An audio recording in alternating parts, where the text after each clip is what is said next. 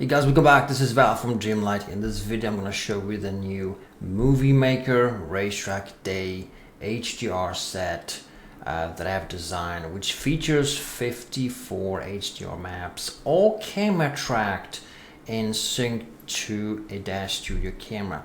What this means is that you can actually load, and I'll show you that, you can load this set, immediately choose the correct camera, and you got this view, right? And each of these views is 360 degrees, right? You can right click here and look at them 360 degrees, right? Thing is, if we now load a car, you've probably seen this one around, right? Really neat car. Now, upon loading, it ends up at 0, 0, 0. And it happens to be that this racetrack is kind of turned around a little bit. So I want you to place your cars and vehicle right in here so that left becomes left at the starting point, right? You don't have to do this, but it's just a cool way so that when you move the vehicle left, it will be left here on the starting grid, so to speak, right? Now, if I switch to a different camera, geez, when you create 500 products, you can't find them, right? Let me just see, Movie Maker Iray, there we go. And the one here is called Racetrack Day. All right. So upon switching to different camera, let's just pick, let's say we pick number 1, all right? Click here and then switch to the right camera. Number 1, ta-da! The car is at the same spot. How cool is that? As you all know, HDR maps are really quick at rendering, right? The whole idea of this product is to make your still images or animations really render fast. And to prove my point, this is normal HD resolution, right? And right now I am on a laptop. So a laptop this one has RTX 260, and laptops compared to a desktop, this is roughly like 30% less power or something like that, right? And when we render this, it goes in seconds and it's done. And why does it go so fast? Because everything is pre-rendered. All right, so let's switch to camera 2. There we go, right? Same thing. Now the car is at the same spot. Isn't this cool, right? Pretty amazing. Again, rendering is very, very fast. Now, the thing is, it's super fast. By the way, I'm going to show you how you can actually place your items behind these lamp poles or bars and all that, right? There are specific alpha masks included. So I want to show you how to do that. It's really neat. It works both on still animation and animations, right?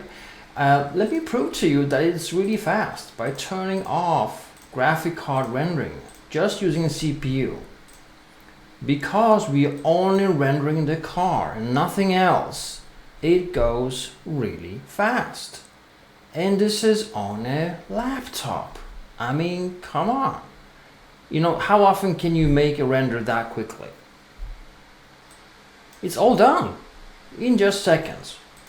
Now, this is possible because as long as you keep your rendered items small or just a fraction of the image, it will render incredibly fast because everything is pre-rendered. Now, a very cool thing is, for instance, camera 5, let me switch over to that, has a certain bridge here, right? And that bridge casts a huge shadow on the ground, right? And the car is way there, right? The thing is, you can use this entire track. It's a large track.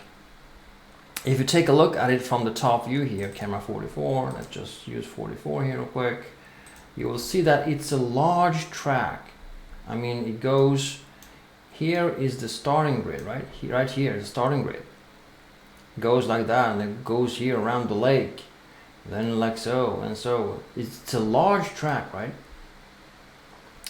And here's our car. all right? So the thing is, you can follow along this entire track and everything is camera matched. When you switch to different, HDR, you will still see your car exactly where it is. Isn't that cool, right? I spent a lot of time designing it to be that easy. But the thing is, you don't always have to do that, right? It can be tedious. I mean, sometimes you have to move your car over to here just to have it there, right?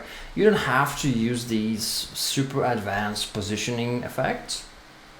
You can, in fact, just use them as normal, regular HDR maps, right? So let me show you how that works. Let's choose camera 5 and choose the one we just had here a moment ago, which is here, right? So I want to show you something cool. This set also features shade options or shaded options. So at times when you're facing a car, right? Let me switch to a free. You can see that each camera has a locked option. The locked option is always matched perfectly, and the free one is actually the same as the starting position, but it's free. You can freely move it around. And the thing is, you can use this set just as a regular HDR map, right? Or HDR set. You don't have to follow these crazy, camera matching and all that stuff. You can just use it like this, or both, right? But the cool thing about the shading thing is, by the way, a really cool thing is you can see I'm moving the camera rather than the car. It's very, very quick, and instantly our car is here, right? It's very, very quick. Thing is, when we have the car, it's kind of a little bit small, right? Let's make it a little bit larger in the frame. There we go. So when we have the car standing here in the sunshine, it looks pretty great, right?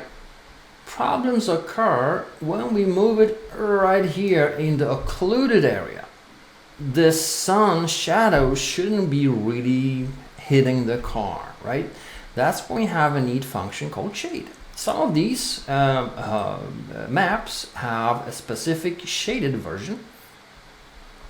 So when you click on it, it changes to a version without the sun. Well, the sun is there, but it's not hitting your characters, vehicles, or props, right?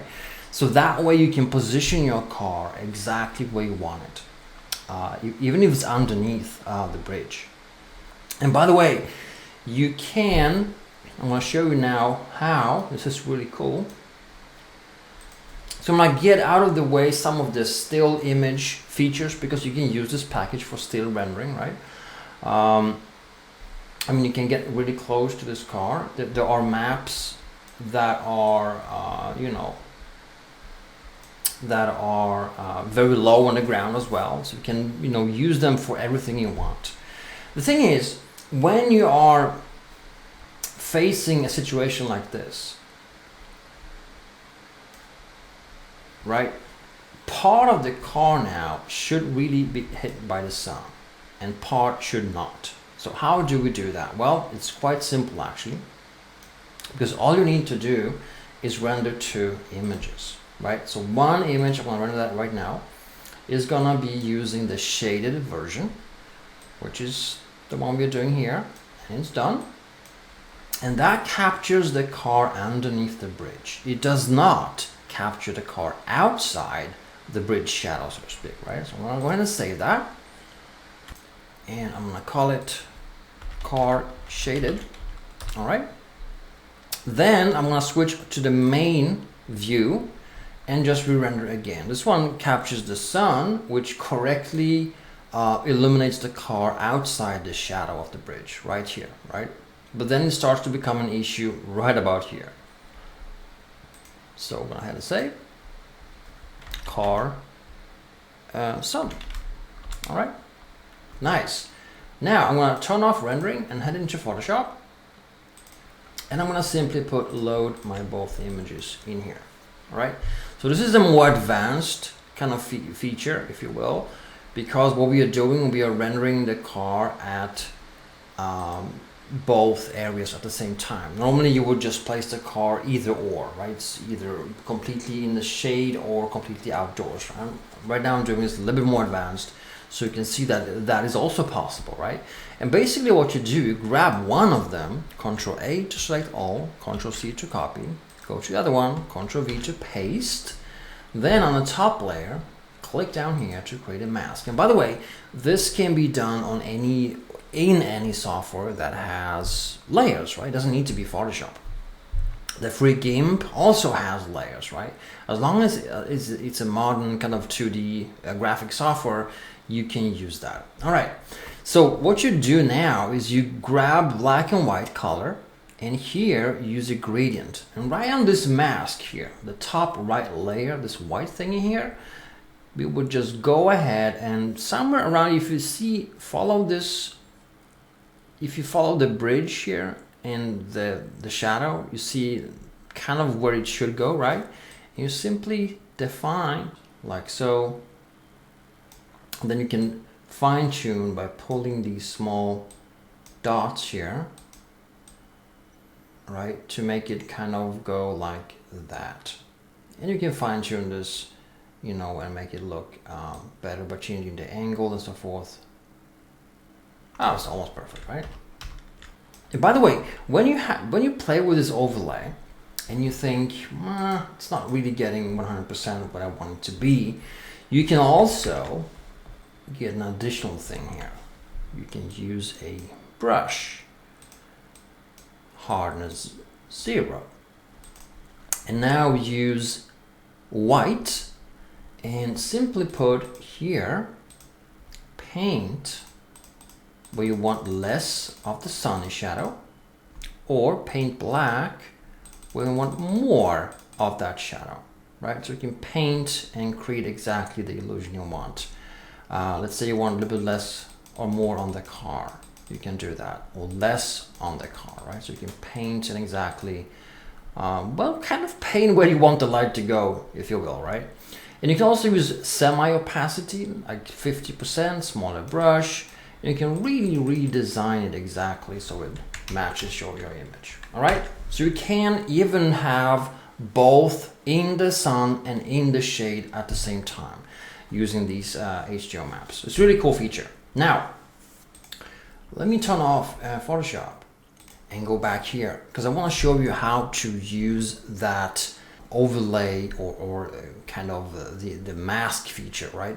Because you can, sometimes when you render, you get items in front that you don't want to be in front. You want them to be behind the car or vice versa, right? So a good example is the starting track here, number 2. So number 2 locked brings us back to the matched camera, all right? And the thing is, I can move the car back a little bit, right? Let's click on the car, just move it back a little bit, maybe 200. Let's see where it ends up. Yeah. So that render, it should really end up being behind that lamppost, right? But it's not. So how do we fix this? Well, let's render at a little bit higher resolution, all right? And simply put, render this as it is. This is our main image, so to speak, right? And this works both for still images and for animation, right? So I'm gonna go ahead and cancel because it's already in a good enough state. I'm gonna save that render and call it car full, all right? Car full. The next thing you do, you remove the car and make a render. This will give you an empty image that we're gonna use to overlay with. Let me cancel. I'm gonna go ahead and save and call it car full, no car. And then, my friend, this is camera number 2. So we're gonna go here in Environment tab, click here where the map is currently located, click on Browse. This will pull up all the images here, including alpha masks. Click there to open, select the one, which is, well, the one we have here, camera 2 or camera 2 here. This is the one we're gonna have, alpha 2, right? And click on Open. This loads a specific kind of mask, if you will, And by the way, as you're doing these extra renders, do not move the camera or anything else. You will just break the sequence, right? Just render it off the bat. No need to adjust anything. Everything is preset and done for you. When this is rendered, go ahead and cancel. And save. I'm gonna call it car full mask. Now, I'm saving as BMP for maximum quality, right? I'm gonna turn off rendering and head over to Photoshop again. And this is very simple. Load all 3 images in here. Now I'm gonna grab the one you see here. This is the main image with our car. Then I'll pull this one on top. So Control A to select all, Control C to copy, go back here, Control V to paste. Now the render without the car is now on top of the one with the car. Now I'm gonna grab the mask, again Control A to select all, Control C to copy, go back, create the mask at the bottom here, Alt click on it, so it shows here. Now Control V to paste, and now click here. Now the lamppost, or whatever it's called, it's in front of the car. Isn't this cool, right? And this works for the entire sequence here, including this huge bar here as well. As you can see, that map, if I alt click on it, it covers the front here, and even the railing here. It's pretty neat. So that's how we can use these HDR maps and still place items behind certain elements. Now, not all maps are like this. I've included 13 alpha masks for 13 of the 54 HDR maps, right? It's actually 50 camera angles, but the additional 4 are shaded. So there's 50 sunny versions and 4 shaded versions. Right. So the next thing I want to cover is, and let's just click on this one here, is something I call the track dummy. All right, here is our track dummy. What is the track dummy? Well, here's the thing. As I said, and as you saw, this track is pretty big, right? It also goes up and down. It has some elevation going up and down, right? It's playful. It's a playful track. So not always will the car remain at 0, 0, 0 or 0 height or y axis height, right? Sometimes it will go a little bit higher than that, sometimes a little bit lower than that. If you want to be true, if you want to use this as it is designed, I mean, not just using the HDR maps and moving them freely, because you can do that as well, right? I mean, like I said, you can grab any of these maps. For instance, let's grab just one here, just for the sake of demo real quick. Let's grab this one here. Pretty low camera, right? Let's load it. And I'm just gonna use 9 and 3 and just ignore everything else, right? So I have a free camera. The car is, I don't even know what the car is. A quick way to load the car exactly where the camera is to click on the car, copy it, Control C. Sorry, vice versa. Copy the camera. All right, let's copy the camera and then paste that onto the car. That's a quick way to position the car where the camera is. The car is now, oops, I think for this to work, let me just see what it is. Almost right. For this to work, we cannot actually have it parented to that prop holder. Sorry about that. There it is. That prop holder is just for left being left at the start of the track. So that's the only thing. You don't have to have it there, but when the car was parented to it, it became negative. So it became vice versa. So it ended up elsewhere. Now you see, copy the camera onto the car and the car jumps into the camera, right? Because it's a free camera, now we can move the camera and instantly position the car. It's very quick that way, right? Now I'm going to show you a few things that happen. One is that in this particular case, we have the ground on. If I switch over here, the ground is on. You just see here, right? So the car should really get a ground shadow, right? But it doesn't, and that's because we have that height elevation going on. So what you can do when just goofing around and playing, you can have ground position mode auto. This will always ensure that the car is grounded on the track, so to speak, right? When you're goofing around. When you're not goofing around and you want to be true to how this is designed and move the car up and down, follow the track, then you would be using the locked camera, which is over here, right?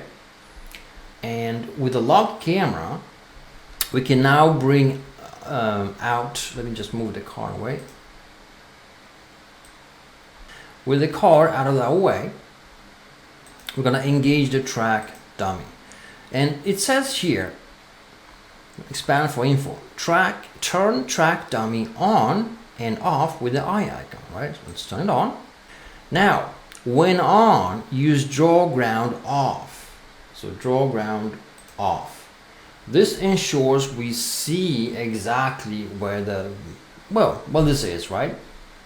And now the track dummy will help you position the car, and this will ensure that all the pre-made cameras are still tracking the car and all that is working as designed. You can actually follow along this entire track and race the car around the entire track, and all the cameras will track the car properly, right? This is how it's designed. Don't ask how I did it or how long it took. Thing is, now that it's done, now you can pull the car down, right? Now you can grab the car, and by the way, you can turn off rendering. You can use texture shaded, and then add a distant light and modify that distant light so we see what's going on. That's one way of doing it, right? That's one way. Then we're gonna move the car down. Now, thing is, we can also use wireframe hidden line. That way we don't need the distant light, we can remove it, and now we can move the car up and down. A little bit more, there you start to see the horizontal lines, right? That's it. Now the car is not going through the ground. If I now turn back in the video preview, you can see that we have the car on the track. So now we can remove the track dummy here and turn on ground shadowing. And the problem that happens here is that HDR maps always need to touch at ground zero, so the shadow will be visible. But the height of the track, the dummy track, is not at zero, it goes up and down, right? And it's impossible to track those two or keep them linked together. So that's why when using all this, you need to use auto ground position mode. All right, it's very important. A thing you will notice, because of the height differences at times and the fact that the road kind of is angled, it's not always preferable to, well, move the car or have the car angled straight. So let me show you how that works. And bring the car a little bit closer. Okay, I can move the camera because it's locked. So I'm gonna go to camera 9, locked. Copy to free because we moved that one away earlier, right? Now I have a free camera. What I want to show you is I can move the camera closer, right? And also up and down to quickly position the car. At times you will face situations that look like this. You kind of feel the car is placed straight while the ground goes up there, but it's elevated, right? And in order for that to work, you cannot and should not angle the car. Because what happens if you angle the car, there we go. Now I've angled the car, and what happens is that it feels like it's jumping. Now it follows the road, but the shadow is not following the road. So how do you deal with that? Well, it's quite simple actually. First of all, let's position the car straight. Number 2, you go into the environment setting here, and on Dome X or Z, depending on which angle you're looking from. You can angle that a little bit to kind of rotate the set around the car. See what I'm doing?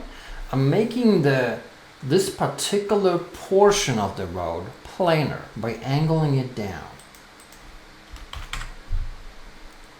Okay, so the buildings in the background are skewed now. Kind of the ground is looking perfect towards the car. And now you counter that with the camera. So you go for camera, camera 9, and now you angle the camera so that the buildings are straight, all right? But both the car and road are now aligned. This is ultra advanced. What I'm teaching you right now is not taught anywhere else. This is really advanced stuff. How you make a car really to follow the ground like that, okay? You skew the map and then you unskew everything by countering with the camera. Pretty cool. So pretty much we covered the shade and sunny versions, right? We covered how to use the alpha masks, and we covered the track dummy. Now, what I want to still show you is how to actually use this for animation, right? So I'm going to bring this car back to its starting initial position. And let's choose the starting one, camera 0. And let's go for camera 0 here as well, locked. And also unskew the map. Right, we skewed the map there. Let's not do that. All right, and the car kind of vanished on me. Let's reload it. All right, so how do we animate things, right? It's actually very simple. First of all, we need to open up the panes and timeline.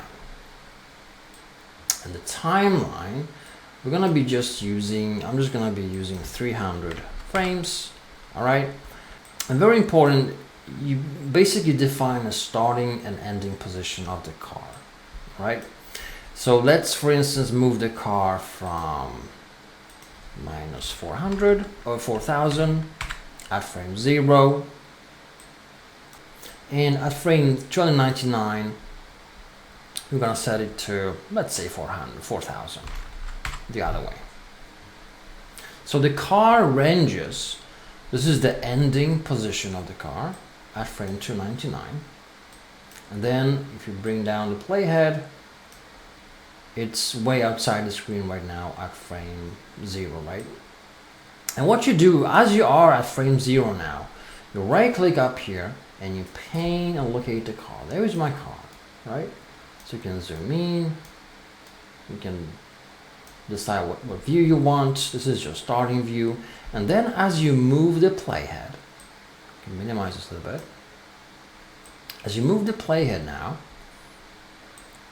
you simply redefine it every 30, 50 or 60 frames or whatever. And you just keep doing it, keep tracking. And this is how I did the animation you saw earlier, right? And here, as the car approaches the camera, here, we can actually zoom out to cover the entire car, right? A very neat thing you can do when doing animations is to not follow things precisely. I want to show you how that's done in a second. Basically, you let the car slide a little bit. There's a little bit too much stuff going on here. Camera is the one, right? I'm going to remove that keyframe and just go back here.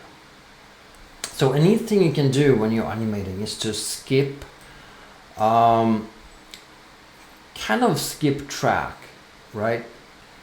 Basically what you want to do is miss the car. How this is done is that you follow along, right?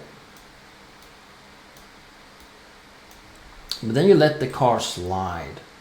You don't follow it exactly, right?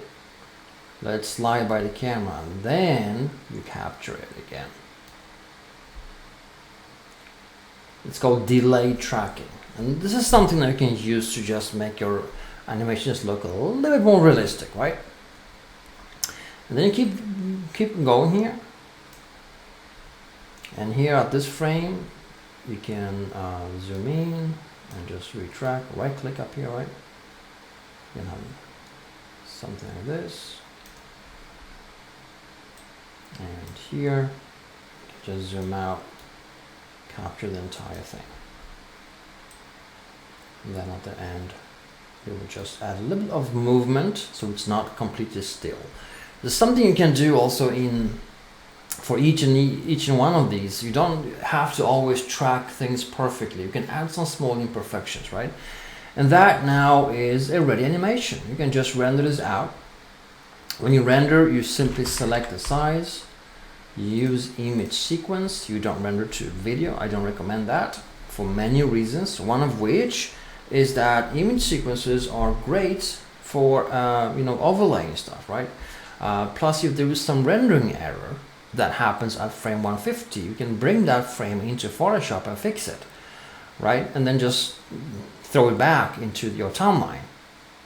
And another thing, if you're rendering 3000 frames and you get a power failure at frame 2995, you won't be so happy, right? But if you render it as image sequence, you can just re-render those files when you get the power back on instead of rendering the whole thing. Now, another thing is that it's so easy to re-render certain portions. Let's say you render an animation and during the middle, you get something weird going on. Well, you can just re-render those 50 frames right in the middle and then re-engage them, throw it into the timeline, and you're good to go, right? So it's super easy. I highly recommend using JPEG sequences. So choose the file name like car, whatever, _, choose the folder and hit render. That's it. Now to speed up rendering, the default render settings are at 1. All right, you can minimize this to a little bit quicker if you want to. I want to show you how that looks like. Basically, if you are, let's say, rendering, and we render this one, all right. Oops, it's an image sequence, by the way. Sorry about that. I want to show you the rendering speed. So let's turn off image sequence. Let's just use still image, right?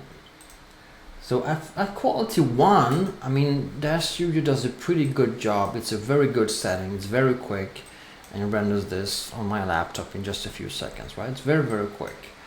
But if you lower this to 0.5, you will have double the rendering speed, right? Still good quality. I mean, this is really decent quality. I don't see much damage, so to speak, right? And you can even lower this even more and get even faster rendering. And this only affects the car. The HDR map will always look the same, right? I mean, still a decent looking car, right? But super quick. So this is how we can speed up rendering 0.05. And you're literally rendering in just a second. That's incredible, guys. I told you guys, this is super quick, right? Super quick, because you're only rendering this small portion of your render. It goes really quick. All right, so that's pretty much it, guys. One thing I'm gonna throw in here as a bonus is the way DAZ Studio handles animations. In most cases, by default, is called TCB. And this is like a curve. So if you look at the car in here, right, let's go to the car here, you can see that, let me actually show you this, because this is really important that you get. If I do, let's say, Y bounding box, this, play it back, you can see the car is barely moving in the start. That's difficult to showcase here. It's a little bit jumpy here, right? But the thing is, you might have, seen this, right? It's kind of starts slow and accelerates over time. And well, that might work in some cases, especially if you have a nice fluid camera. But if you have a car, you want it to maintain a static speed, so to speak, right? So the way to do that is if you go to the car in the first frame and you click on linear, and then on the last frame, just select that and also click on linear. The car will have instant speed from the start to the end. It will not accelerate towards a specific speed and then deaccelerate to stop at the end. It will have a kind of a linear constant speed all over the track, right? So that's something you can use. This only works well between 2 points. If you have more than 2 points or keyframes like 4 or 5, then use TCP always. Linear does not work well with multiple points. It will just become jaggy and weird. All right, so guys, this is this kind of lengthy video, right? And by design, I wanted to cover all this stuff, including the advanced going upwards or downwards from a hill. Because you're gonna face that in not just this, HDR map, maybe other maps, right? Where there's roads are going up. Now you know how to tackle that. You rotate the map using the X or Z, depending on which angle you look at. And then you counter with a camera. This is pretty neat. So guys, that was pretty much it for this video. Thanks so much for watching. This video might be online before the actual product is in my DAZ store, because of the testing and verification. This video might be going live before the actual product hits my store. So just so we know, if it's not available yet, it's because it's not available yet, but it will come out soon, right? So guys, that's all for me. Have fun with this cool tool, have fun with your animations, and go ahead and create something cool. All right, thanks so much for watching. See you soon again.